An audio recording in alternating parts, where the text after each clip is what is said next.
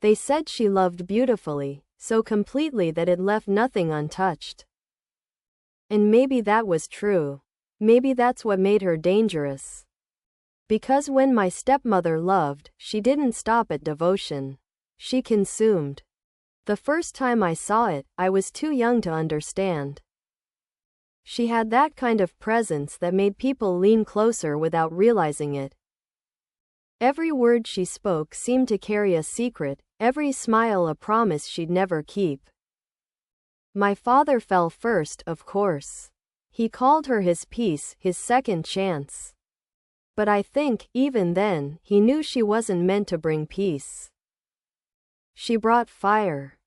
It started subtly. The way she touched things that didn't belong to her, books, photographs, spaces that had been untouched for years.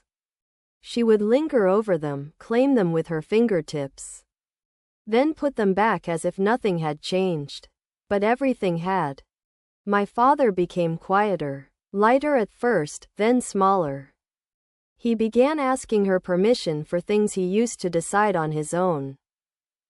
She never raised her voice. She didn't need to. Her love worked quietly, like smoke filling a room. By the time you noticed, you'd already breathed it in. She loved him in ways that looked like worship but felt like punishment.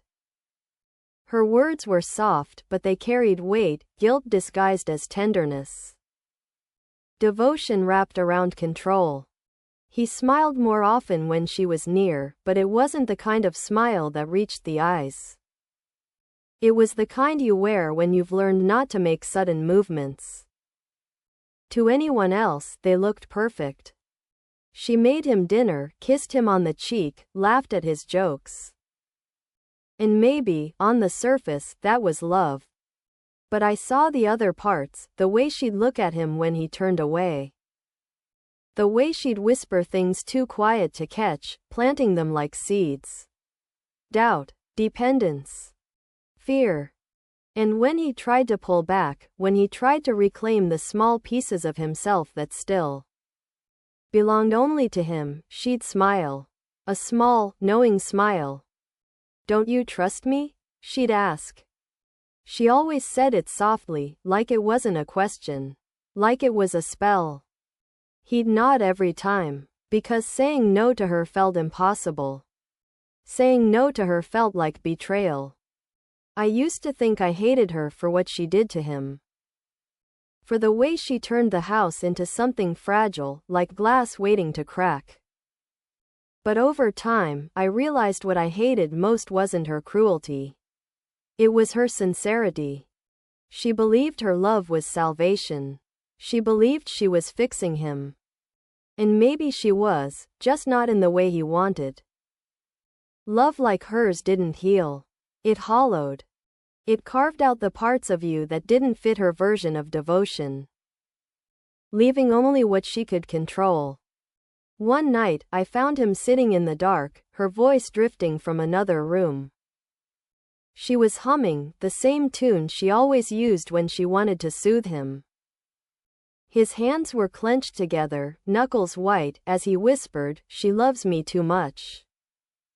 It sounded like a confession. That was when I understood the truth. Her love wasn't the kind that set people free. It was the kind that kept them. The kind that filled every corner until there was no room left for anything else, not even breath. And the cruelest part? He loved her for it. He needed her poison because she'd taught him that love was supposed to hurt. That devotion meant surrender. I used to wonder if she knew what she was doing. If her love was deliberate, or if she truly believed it was a gift. But now, I think it doesn't matter. Some people don't know the difference between love and possession. Some people call destruction a kind of devotion because it's the only way they know how to keep what they love from leaving. My stepmother's love was a beautiful curse, and he thanked her for it every day. After he met her, the house began to change in ways that didn't make sense at first. It was small things, barely noticeable. The curtains stayed drawn a little longer each morning. The air smelled faintly of something sweet and unfamiliar. The piano, which he used to play on Sunday mornings, grew silent.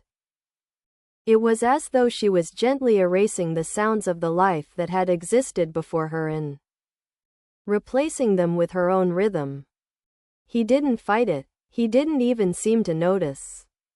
She had a way of convincing people that what they lost was never really theirs to begin with.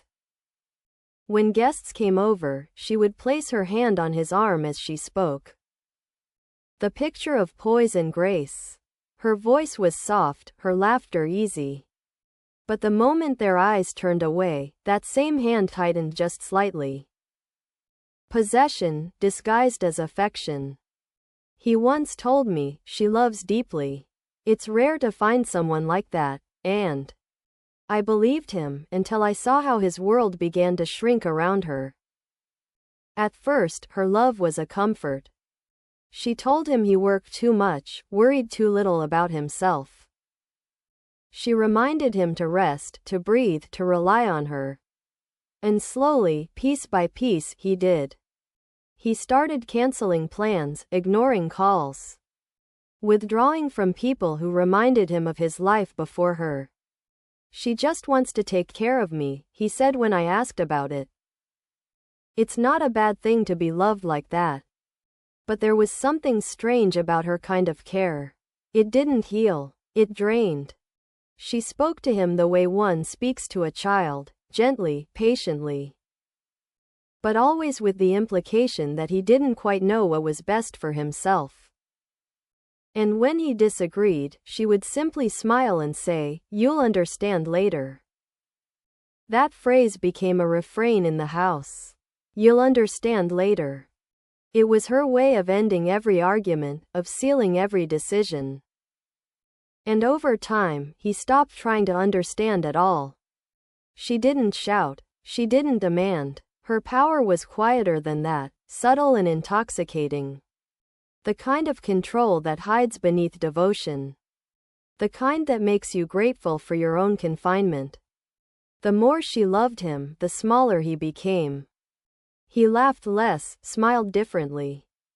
His sentences started to trail off halfway through, as if he needed her approval before finishing them. And when he looked at her, it wasn't admiration anymore, it was fear disguised as loyalty. She never said she wanted to own him. She didn't need to. Her love did that for her. And sometimes, when she caught me watching them, she'd offer me that perfect, haunting smile. The kind that said, "This isn't cruelty. This is devotion." I used to think she cursed him on purpose, that she loved the control. The quiet dominance that came with being needed. But now, I think it wasn't intentional. She truly believed she was saving him, from the world, from loneliness, from himself. She just never realized that in saving him, she was destroying him piece by piece. That's what made her love so dangerous. It didn't come with threats or cruelty. It came with tenderness. And tenderness, in the wrong hands, can do far more damage than hate ever could. The garden was the only place she never let anyone else touch. My father used to joke that it was her temple. But even he wasn't allowed past the gate once the roses started blooming. She said they needed consistency, but I think what she really meant was control. She would spend hours out there, barefoot, silent, pruning in perfect rhythm. When she cut a stem, she did it with surgical precision. When she watered, she poured just enough to keep them alive but never enough to let them grow wild. That was her version of love. Careful, contained, conditional. I watched her once from the window as she stood among them, her white dress catching the light. It struck me how beautiful she looked surrounded by things she could hurt without consequence. When my father joined her in the garden that day, he reached for her waist. But she stepped away almost gracefully. Not a rejection, more like a reminder. A boundary.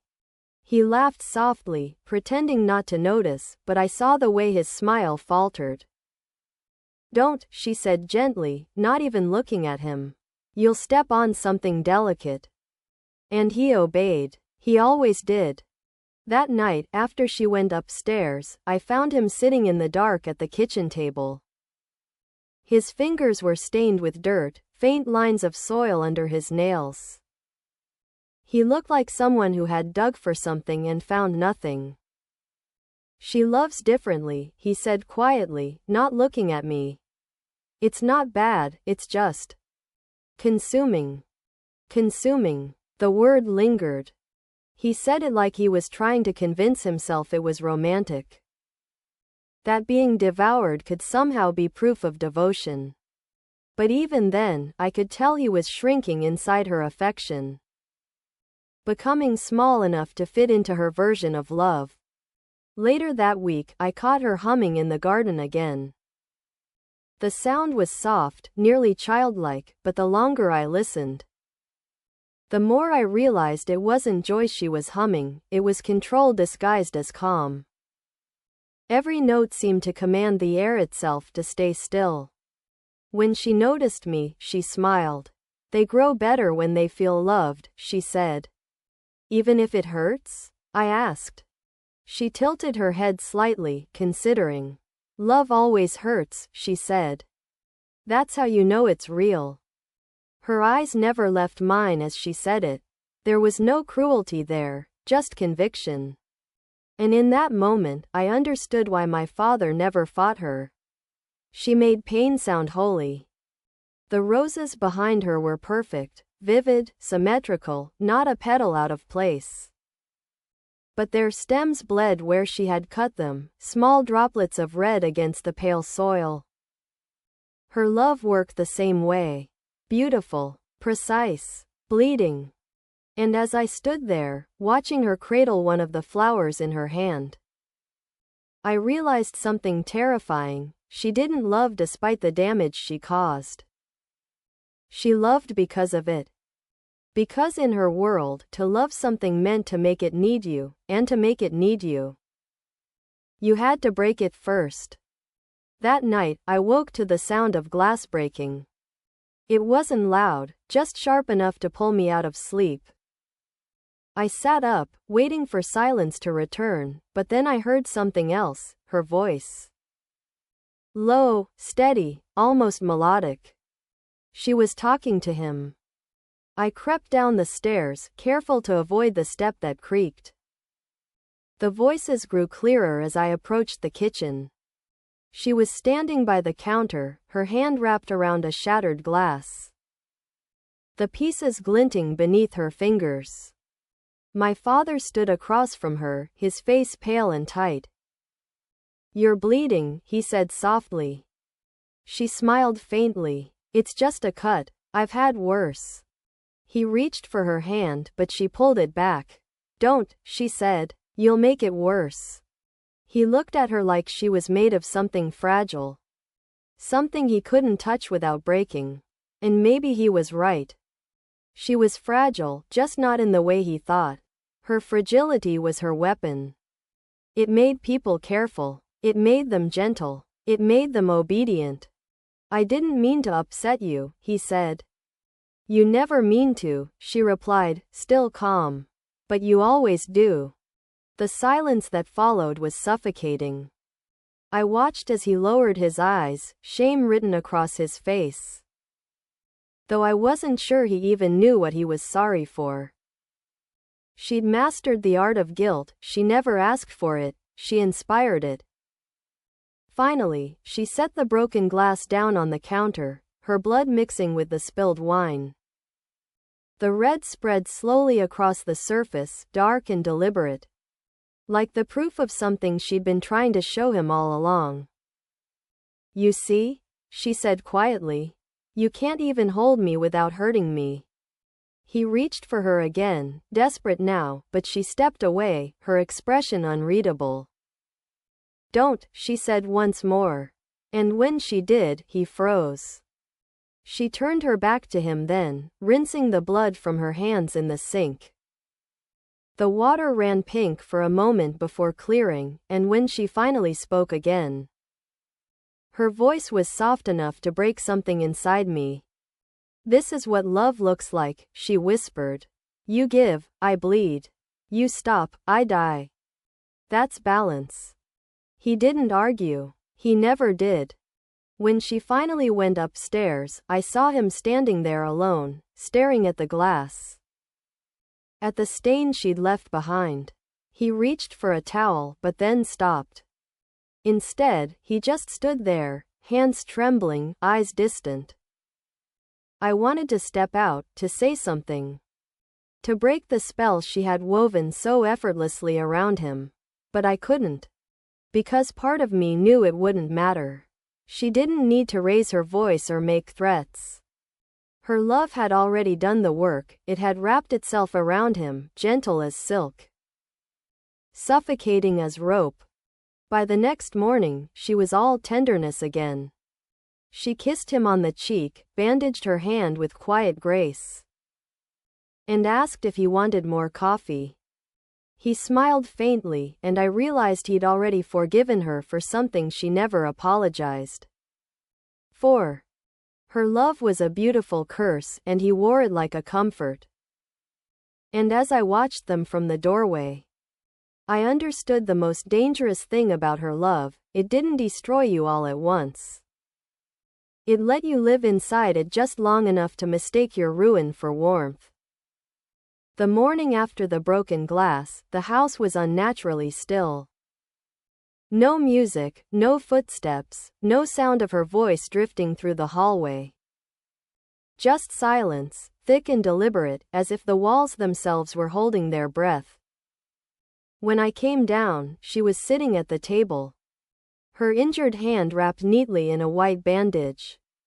The sun caught her hair in a way that made her look almost angelic.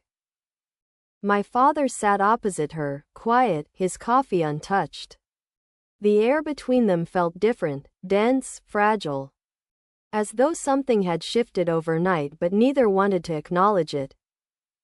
"I'm sorry," he said finally. She looked up slowly, her expression unreadable. "For what?" "For last night." She smiled faintly, but there was no warmth in it. "Then you don't understand. There's nothing to be sorry for. This is what love does." He didn't respond. He just stared at her, searching her face for something that wasn't there anymore. Maybe it never had been. I watched from the doorway as she reached across the table and placed her hand over his. The gesture was gentle, almost tender. But her fingers gripped his just a little too tightly, as if she was testing how much pressure it would take before he pulled away. He didn't. "You think I'm cruel," she said softly, her voice calm, controlled. "But cruelty and love are the same thing when you give them to someone who can't leave." He swallowed hard. "You don't mean that." She tilted her head slightly. "Don't I?" The way she said it sent a chill down my spine. Not because it was loud, it wasn't, but because she believed it. Every word. She stood then, her movements unhurried, graceful. She crossed the room, refilled his cup, and set it gently in front of him. Her hand brushed his shoulder as she did, and that small, meaningless touch seemed to undo him completely. His head bowed, his shoulders sagged. It wasn't submission, exactly, it was surrender. That was how she loved him, by teaching him how to break quietly.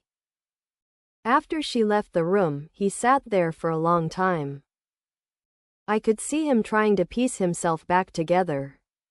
But it was like watching someone pick up shards of glass with bare hands. Every attempt just made the damage worse. When I finally stepped inside, he didn't look up. He just said, "She loves me." It wasn't a question. It wasn't even a defense. It was a mantra, something he had to keep saying so it wouldn't stop being true. I wanted to tell him that love wasn't supposed to hurt like that. That devotion shouldn't feel like penance. But I didn't, because I knew he wouldn't believe me. She had built her truth too carefully, too beautifully. Her love was art, crafted, deliberate, impossible to argue with. And the more you doubted it, the more she made you need it. That evening, I found her in the garden again, standing among the roses. Her bandaged hand brushed lightly over the petals, careful not to crush them. When she saw me, she smiled. "He's calm now," she said simply. I didn't respond. She turned back to the flowers, her voice softer, almost wistful. "You know, love is supposed to make people bloom. But sometimes," she paused, touching a perfect red rose, "it keeps them from dying too soon." That's enough. Her words lingered in the air long after she left. When I looked at the roses, I noticed something I hadn't before, tiny streaks of blood on a few of the stems, left behind by her wounded hand. The flowers were thriving, brilliant, alive. But the soil beneath them was dark and wet. And I realized then that was the truth of her love. It was beautiful, it was nourishing, and it only stayed alive by drawing blood.